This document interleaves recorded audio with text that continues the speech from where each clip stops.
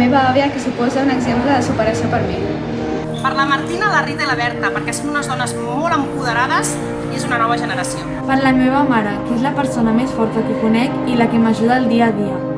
Per la Fina, la meva àvia, que em va ensenyar a estimar la música. Per la meva germana, perquè és molt forta i l'estimo molt. Per la Sofia, per la meva millor amiga, perquè m'ajuda en tot. Per la meva mare, que és molt treballadora, l'estimo molt i és molt amable amb les persones. Per una profe meva que em va ajudar a lluitar pels meus drets. Per la Maria, que em va ensenyar a cuidar dels més petits. Per la meva germana, la Emma, que l'estimo molt. Per la Mariona, la meva filla, un exemple de superació, de valentia i de fortalesa. Ha sigut un exemple i una inspiració en la meva vida.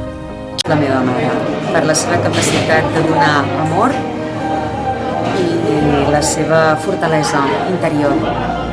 Per la meva mare, que és alegre, responsable i bona persona.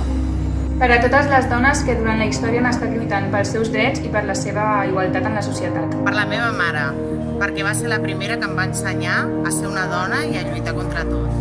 La meva àvia es diu Umbelina, m'ajuda molt, juga molt amb mi i té molt bon cor i també m'abraça molt i fa moltes coses per mi. Me recordo de la germana Esther, que vaig conèixer al Paraguai, al Chaco paraguayo, i ella lluitava per als drets de les dones indígenes. Per la meva mare, perquè els temps siguin difícils sempre m'ha pogut treure endavant. Per la Ingrid, la meva dona, que amb ella és amb qui comparteixo la il·lusió més gran que tenim en aquesta vida, que és la nostra filla. Per la meva àvia, perquè sempre ha lluitat pels seus drets i els de totes les dones. Per la meva mare, que sempre ha sigut i serà un exemple de força i dedicació. Per la Cora, que és la meva àvia, que m'ha ensenyat a quan ens enfadem perdonar les persones i explicar-li per què t'has enfadat i que ja t'expliquin per què s'han enfadat. Per l'Helena, la meva dona, que comparteix amb mi el projecte de vida. La dona més important de la meva vida, per mi, és la meva cosina perquè és superpetitó, sempre m'ha cuidat i m'ha fet riure. Per la meva filla, perquè el meu desig és que es trobi un món molt millor. Per l'Ester, la meva mare, que m'ha ajudat en els moments que ho necesitaba. Mi abuela para mí ha sido la mujer más importante, aunque también he tenido a mi madre al lado, pero ha sido una mujer muy luchadora.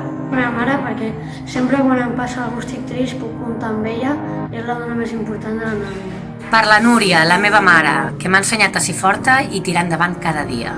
Carme és la meva mare, m'ha donat la vida i m'ha ensenyat moltíssimes coses de les que sé.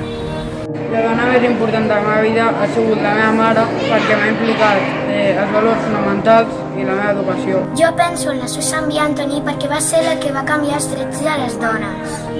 La dona que he escollit és la meva mare perquè sempre m'ha ajudat i ha estat per mi el que necessiti. La dona més important per mi és la meva mare, ja que és la persona que està amb mi dia a dia ajudant-me i educant-me per tindre una millor vida i un millor futur, tant cuidant-me com a mi amb el meu pare.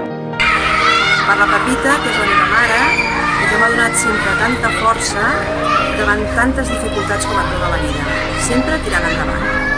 És la Laia perquè ha sigut la meva millor amiga i quan estava deprimida o quan em passava alguna cosa o quan estava supermalament, ella venia, m'alegrava i parlava. Per la Pepa, la meva tieta, que era monja de clausura de les Carmelites, i el que m'encantava d'ella és que anava a veure-la quan podíem i ella tenia sempre molta cosa a xerrar, sempre estava parlant. Nosaltres que veníem de fora, que vivíem en el món, ens quedàvem callats perquè ella tenia un munt de coses a explicar i això m'encantava de la tia Pepa.